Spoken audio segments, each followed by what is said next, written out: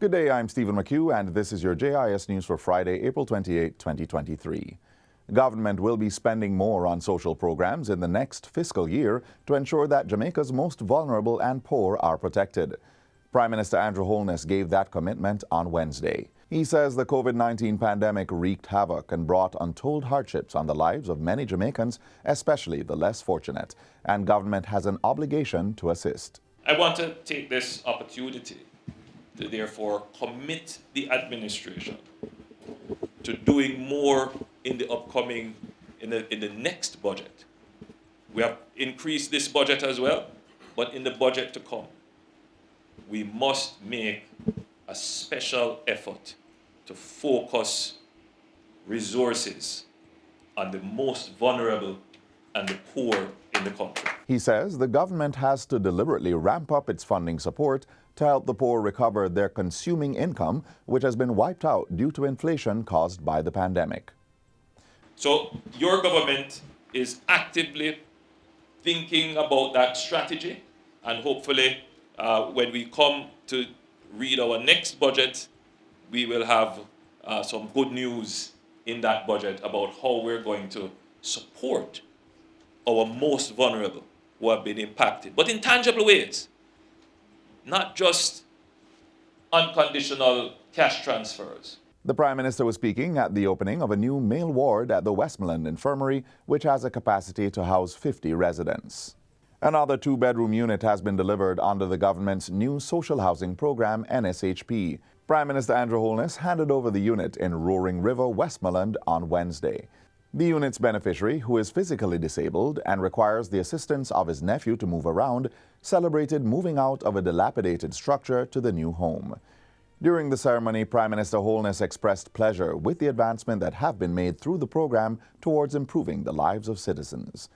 While acknowledging the need for more, he reiterated that the government would continue working to ensure that all Jamaicans have access to the amenities necessary for a good quality of life. That is the reality of this program. We are trying to attend to the most vulnerable. This program, by virtue of the systems that we have put in place, we have identified them and we're fairly satisfied. Government will not be mandating water harvesting at this time. Minister without portfolio in the Ministry of Economic Growth and Job Creation, Senator Matthew Samuda, made the statement at this week's post-cabinet media briefing. He says while water harvesting is going to play a critical role in building Jamaica's water resilience going forward, this will not be mandated at this stage. Acknowledging where we are with the changing climate, rainwater harvesting is something that the government intends to do through its public buildings. It's something that the government intends to do in all areas where the utility footprint does not extend to, and it is something that the government will be encouraging significantly. Mr. Samuda, however, explains that guidelines about the issue will be ready in the next 2 months. The country is nearing completion on its guidelines, which would be gazetted on rainwater harvesting, which would provide guidance to planning authorities and developers alike. We expect that those guidelines to be completed in the next 30 to 60 days, and then the appropriate sensitization to be done with all of our planning officers. Meanwhile, the National Water Commission, NWC, has reactivated several wells to mitigate against the impact of the meteorological drought affecting the island. President of the Commission, Mark Barnett, gave that update during this week's post-cabinet media briefing at Jamaica House. Our other major facilities, Martha Brae, Great River, are working. Bogue and St. Ann are not affected. However, our Lagwood facility that serves most of Negril and the eastern section, let's say the western section of Hanover, I was just about to confuse the direction, would have seen variability in raw water supply. We went down to about 50%. We got some rain. We went back up to about 70%, and we are just about there as it is now. Mr. Barnett says the country saw only minimal improvement at both the Hermitage and Mona storage facilities following recent rainfall. At the Hermitage Dam, we move up to about 40%, 40.8, just about 41%. We had gone down to just about 30% of stored volume. And at Mona, we are just about 43% of volume.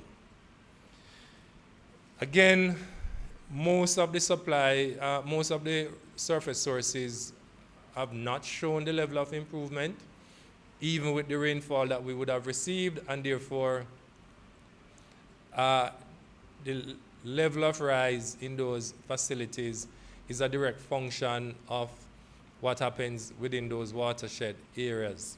In other news, the Ministry of Health and Wellness is reporting that the Pfizer vaccine is now available in the country for booster doses.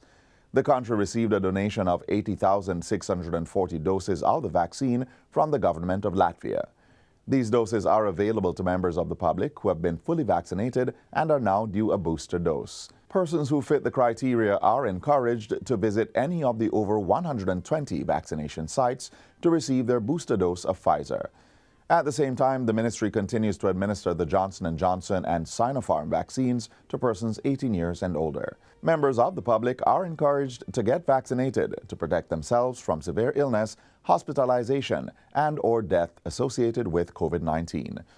In recent weeks, the country has seen an increase in respiratory infections, and this has been attributed to the COVID-19 virus, together with influenza B, influenza A, and respiratory syncytial virus RSV. Members of the public are also encouraged to take the flu vaccine. And finally, the Jamaica Constabulary Force, JCF, will be hosting a public exposition from May 11 to 14 at Kingston's National Arena.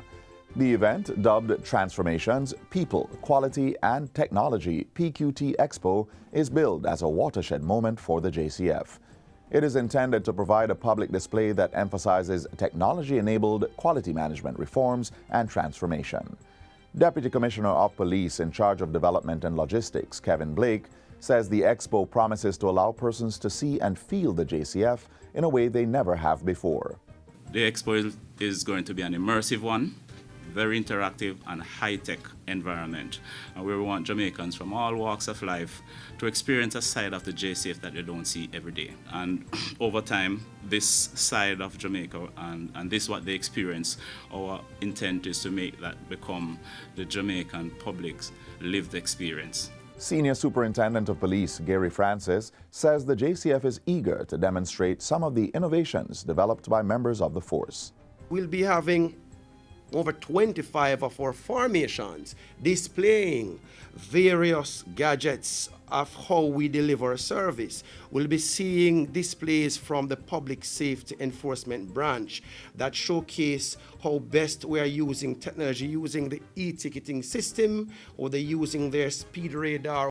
The expo will feature displays put on by the Marine Division, K-9 Division, Special Operations Unit, Community Safety and Security Branch, Video Identification Unit, and other groups. It is free to the public and opens at 9 a.m. each day. And that's it for JIS News Today. I'm Stephen McHugh. Thanks for watching.